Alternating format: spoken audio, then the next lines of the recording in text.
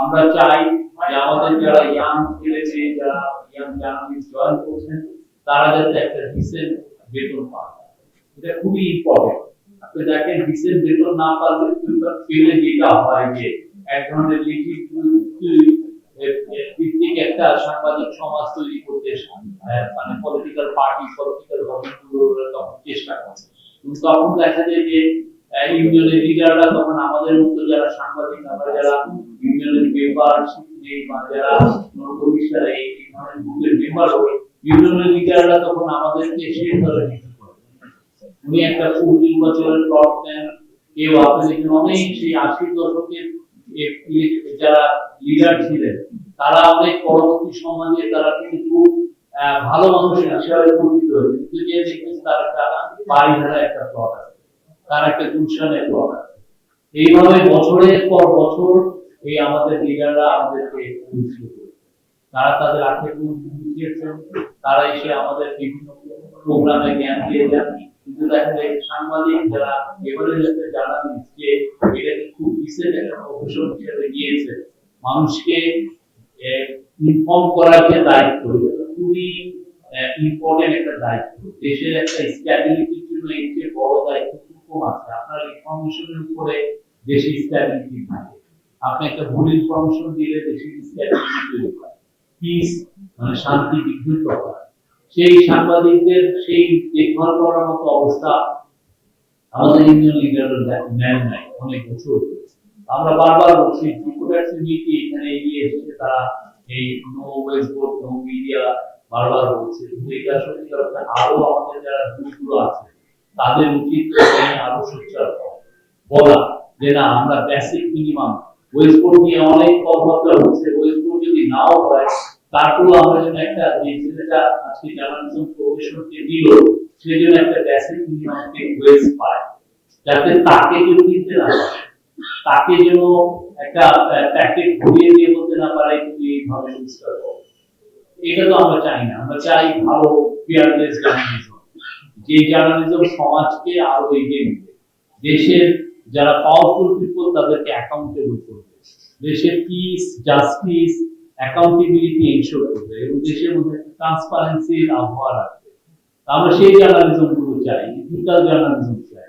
কিন্তু দেখা যাচ্ছে যে এই জার্নালিজমটা অনেকাংশেই করা সম্ভব হয় না যদি আপনি একটা সাংবাদিককে 10,000 টাকা দিতে, একটা সাংবাদিককে 5,000 টাকা দিতে, এটা তো সম্ভব না। এটা পুরো পৃথিবীতে আমার মনে হয় জার্নালিজম প্রোটেকশন একটা বড় জিনিস, তার ওয়েস্টের প্রোটেকশন। সে যাতে ভালো বেতন পায়, তার ভালো বেতন পেলে আমাদের সে তার এফর্টটা দিবে ভালোভাবে সম্পর্কে সম্ভব। সেই জায়গাটায় আমরা যেতে চাই। এছাড়া আরো অনেক কিছু সাংবাদিকতার আপনি যখন দেখবেন যে আপনি ভালো বেতন পাচ্ছেন না, তখন আপনার মধ্যে টেন্ডেন্সি হবে যে আপনি কপিরাইট ইনফ্রিঞ্জমেন্ট করবেন। আরেকজনের এই পত্রিকায় এই ওয়েবসাইটে আপনি একটা জিনিস দেখছেন, আপনি ওইটা নিজে ইনভেস্টিগেট না করে আপনি ওই নিউজটা নিয়ে কপি পেস্ট করে দিয়ে দিবেন। বাংলাদেশে এরকম ব্যাঙের ছাতার মতো হাজার হাজার ওয়েবসাইট তৈরি হয়েছে যারা চুরি করে। একদম সোজা বাংলায় বলা যায় এটা চোর।